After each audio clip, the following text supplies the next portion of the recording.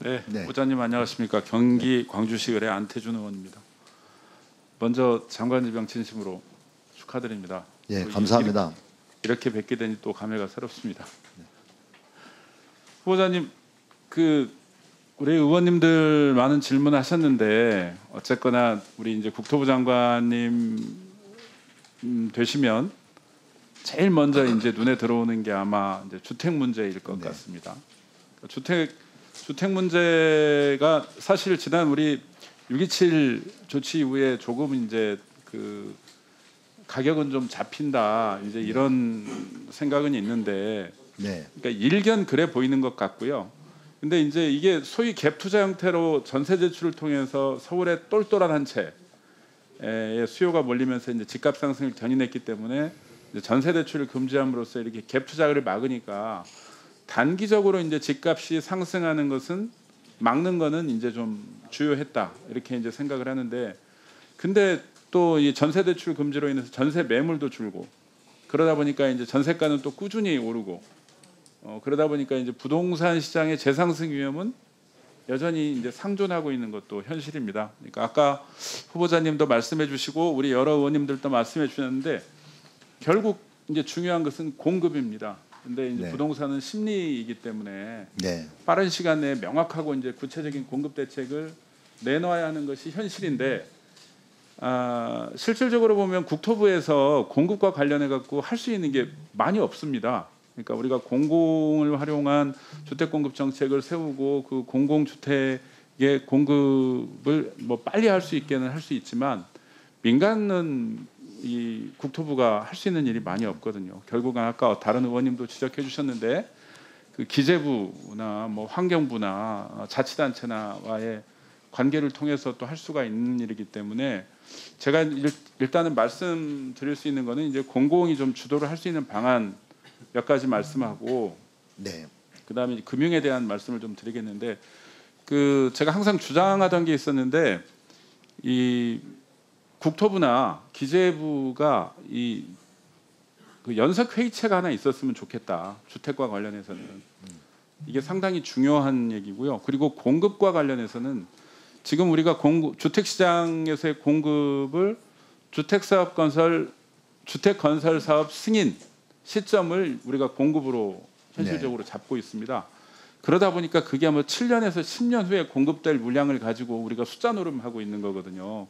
그러니까 항상 이렇게 그 도표로 제시하면 안 맞아요. 그러다 보니까 우리 여러 이제 의원님들께서 실제로 이번에 입주할 수 있는 물량들을 얘기를 하고 파악을 하는 게 중요하다라고 얘기들을 많이 하십니다. 근데 사실 그 물량들도 사실은 벌써 5년, 10년 전에 이미 계획됐던 물량들이 있는 것이기 때문에 그걸 실질적으로 할 수 있는 거는 공공 물량의 입주를 조금 빨리 당기는 문제, 그다음에 민간 부분에서의 진행이 되지 않는 것들을 빨리 해결하는 문제 정도로밖에 할 수가 없거든요.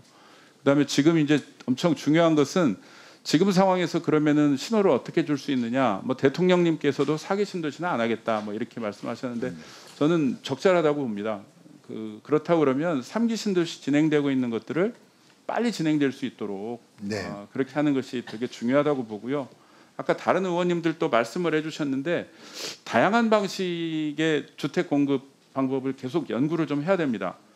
지금 현재 진행되고 있다가도 멈춰 있는 것들이 많은데 도심복합사업이나 지분적립형, 토지임대부, 이익공유형, 분양전환 공공임대 이렇게 다양한 방식의 이 공급 주택도 있고요. 그다음에 이제 문재인 정부에서 추진했다가 여러 문제로 사실은 이게 지자체와의 문제가 가장 큽니다만 유유부지 활용 문제나 도심복합 사업을 통한 공공 주택 방안도 다시금 검토할 필요가 있을 것 같은데요. 이게 또 한 가지는 폐교들이 상당히 많이 생깁니다. 근데 이 폐교 문제는 교육청과 또 협의하지 않으면 안 되는 문제가 있긴 한데 이게 지자체에서 협의하기가 쉬운 문제가 아닙니다. 그러면 부처 간의 협의로 해결할 수 있는 문제가 있는지 잘 좀 한번 고려해 주셨으면 좋겠다는 말씀드리고요.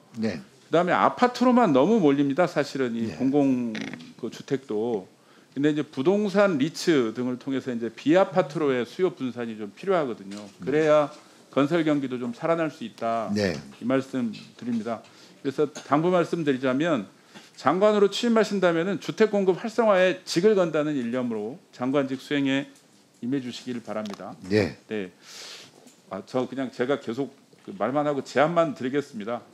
그다음에 제가 이걸 뭘 하나를 이렇게 들고 나왔습니다. 이거 하나만 저기 있습니다. 이 말도 많고 탈도 많은 지역주택조합입니다. 이게 이제 저기 보시다시피 어떤 생각이 드십니까? 6억대 아파트, 서울 최저가 반값 아파트, 초역세권 내 집 마련 찬스. 제가 이 비슷한 질의를 그전 장관님에게도 했었는데요. 아들집, 딸집 장만해주자. 이렇게 부동산에도 잘 모르면 혹할 만한 문구들 아닙니까? 그렇죠. 특히 아들집, 딸집 장만해주자 문구는 이제 중장년층 대상으로 한 아파트 분양 광고라는 생각도 듭니다. 네. 그렇죠? 네. 근데 해당 광고는 이게 잘 봐야 보이는데요. 맨 밑에 안경 쓰고도 잘 안 보입니다. 이게 사실은 지역주택조합 조합원 모집을 위한 광고입니다. 이게.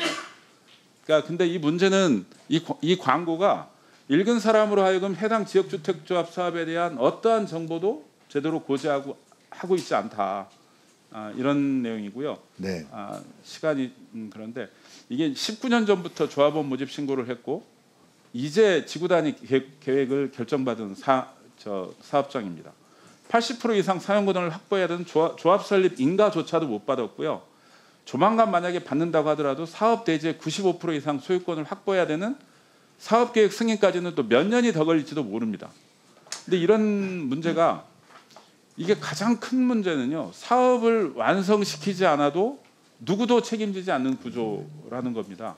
이게 본인이 사업의 주체가 되는 조합원이 되는 줄도 모르고 단순히 아파트를 싸게 분양받는 줄로 알고 이제 분양을 받았다가 사실 대구 지역에도 이제 이런 문제 때문에 몇 군데서 상당히 큰 문제가 되고 있고 이재명 대통령이 그때 그 방문하는 과정에서도 일반 주민들이 와서 대구에서까지 찾아왔다고 해서 이 지역주택 얘기를 한 적이 있습니다. 네.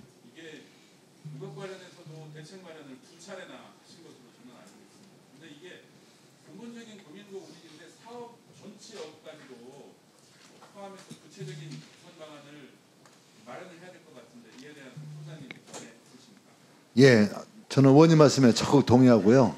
아까 그 전치 여부를 고민한다고 했는데요.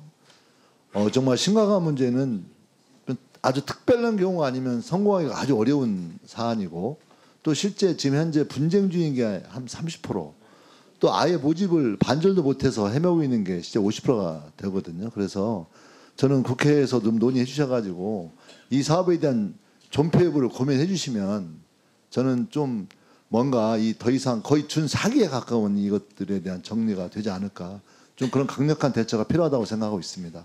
그런데 이게 다 나쁜 사업자들은 아니죠. 예. 인간이 주택을 공급하는 좋은 방안 중에 하나인데 이것에 대한 그 공공에서의 명확한 관리가 안 되는 측면들이 있습니다. 그것도 함께 고려해 주시기 바란다는 말씀입니다. 예, 알겠습니다.